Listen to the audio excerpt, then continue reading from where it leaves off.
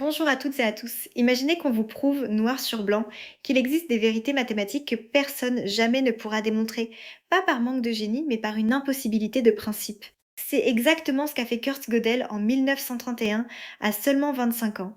Son résultat a brisé le plus grand rêve des mathématiciens et changé à jamais notre vision de la vérité, de la preuve et même des limites des ordinateurs. Aujourd'hui, nous allons comprendre pas à pas et sans aucun prérequis ce fameux théorème d'incomplétude.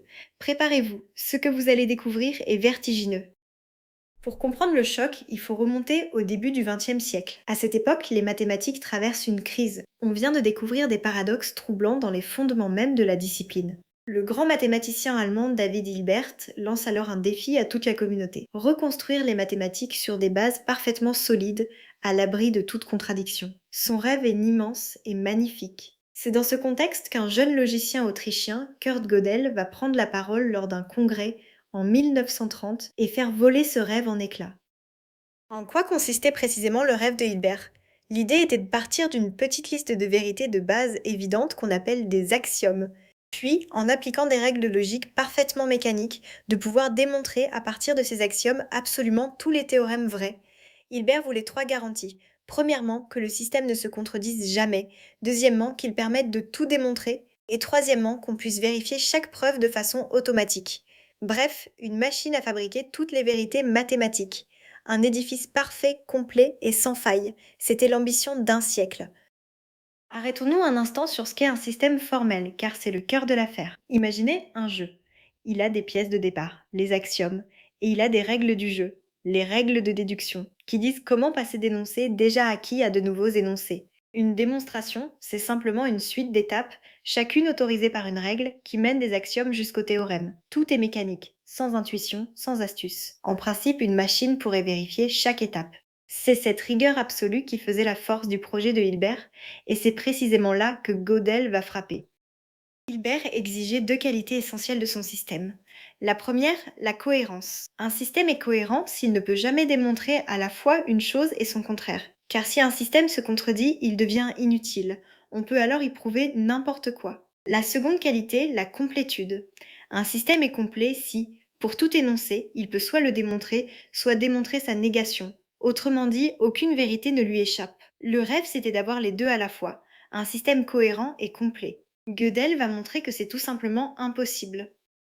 L'intuition de Gödel part d'un très vieux paradoxe, le paradoxe du menteur. Considérez cette simple phrase, cette phrase est fausse. Réfléchissez un instant. Si elle est vraie, alors ce qu'elle affirme est correct, donc elle est fausse. Contradiction. Mais si elle est fausse, alors ce qu'elle affirme est incorrect, donc elle est vraie. Contradiction encore. Cette phrase ne peut être ni vraie ni fausse. Elle se mord la queue. Le génie de Gödel a été de transformer ce simple jeu de mots en un énoncé mathématique rigoureux.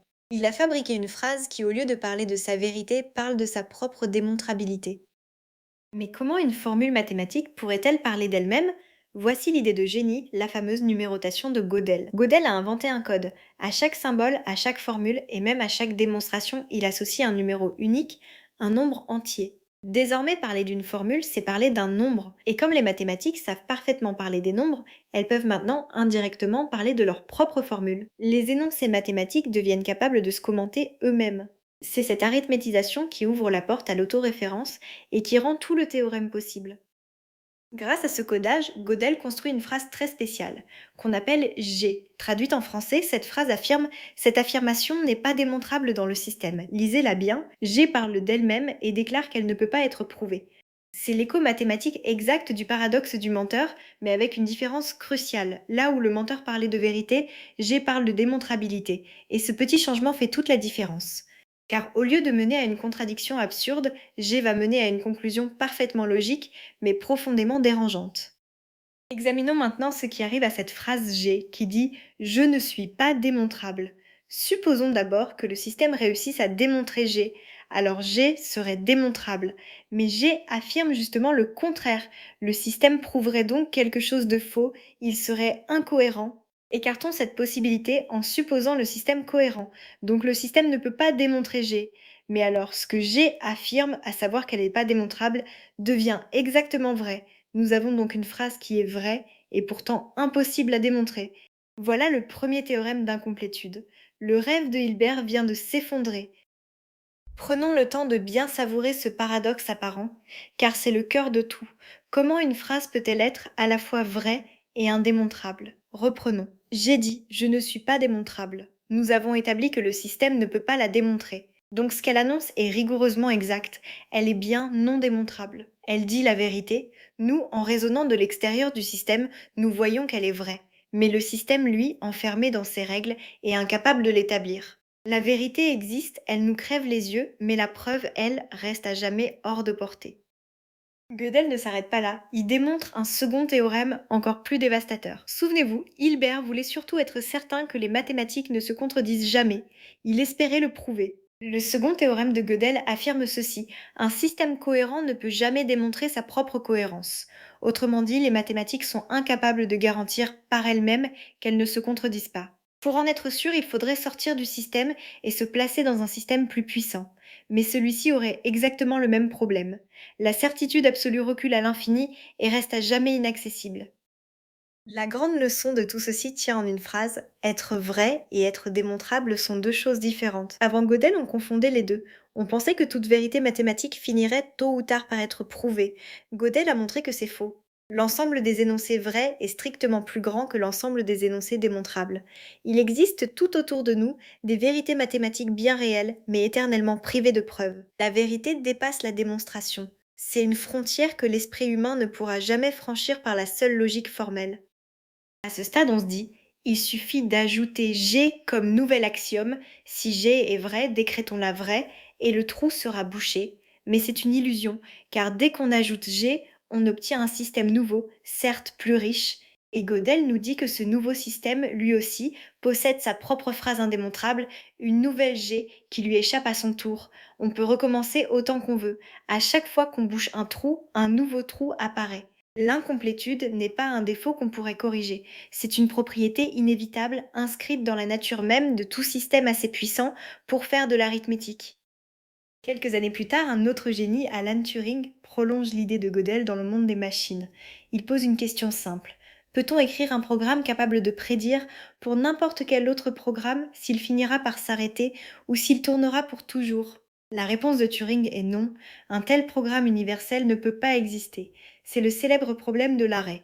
L'incomplétude de Gödel a donc un cousin dans l'informatique. Il existe des questions parfaitement bien posées qu'aucun ordinateur ne pourra jamais résoudre. Les limites découvertes par Gödel ne concernent pas que les maths, elles bornent toute forme de calcul. On pourrait croire que ces phrases indémontrables sont des bizarreries artificielles, fabriquées exprès, mais non, on en a trouvé de tout à fait naturelles. L'exemple le plus célèbre est l'hypothèse du continu, une question sur la taille des infinis, dont on a prouvé qu'elle ne peut être ni démontrée ni réfutée à partir des axiomes usuels. Il y a aussi le théorème de Gutstein, un énoncé d'arithmétique parfaitement concret, vrai, mais qu'on ne peut pas prouver avec les outils de l'arithmétique élémentaire. Ces exemples montrent que l'incomplétude n'est pas une curiosité de laboratoire. Elle touche le cœur même des mathématiques que nous pratiquons. Attention, car le théorème de Gödel est souvent mal compris et détourné à tort. Non, Gödel n'a pas prouvé que tout est relatif, ni que la vérité n'existe pas. Au contraire, il distingue très clairement le vrai du démontrable. Non, il ne dit pas que les mathématiques sont fausses ou inutiles, elles restent l'outil le plus fiable que nous ayons. Et non, son théorème ne s'applique pas à n'importe quoi. Il vaut pour les systèmes formels assez puissants pour contenir l'arithmétique. Gödel n'a pas détruit les mathématiques. Il a révélé, avec une rigueur parfaite, leur limite la plus profonde, et c'est encore plus beau. Récapitulons ce voyage au bout de la logique. Hilbert rêvait d'un système à la fois cohérent et complet, capable de démontrer toutes les vérités. Gödel, grâce à sa géniale numérotation, construit une phrase qui parle d'elle-même et dit: je ne suis pas démontrable. Premier théorème, si le système est cohérent, cette phrase est vraie mais indémontrable. Second théorème, un système ne peut pas prouver sa propre cohérence. On ne peut pas réparer la brèche, et le même phénomène limite aussi les ordinateurs. Avec Turing, la leçon ultime, la vérité dépasse pour toujours la démonstration. Les mathématiques sont infinies, et c'est tant mieux. Voilà qui conclut notre plongée dans le théorème qui a brisé les mathématiques. J'espère vous avoir transmis un peu du vertige que ressentirent les logiciens de l'époque. Le résultat de Gödel n'est pas une défaite. C'est l'une des plus belles découvertes de l'esprit humain, la preuve rigoureuse qu'il existera toujours, au-delà de nos preuves, un horizon de vérité à explorer. Pour aller plus loin, je vous invite à creuser le paradoxe du menteur, ou le problème de l'arrêt de Turing. Vous y retrouverez la même idée lumineuse. Si cette vidéo vous a plu, partagez-la et abonnez-vous. Merci de m'avoir suivi jusqu'au bout et à très bientôt.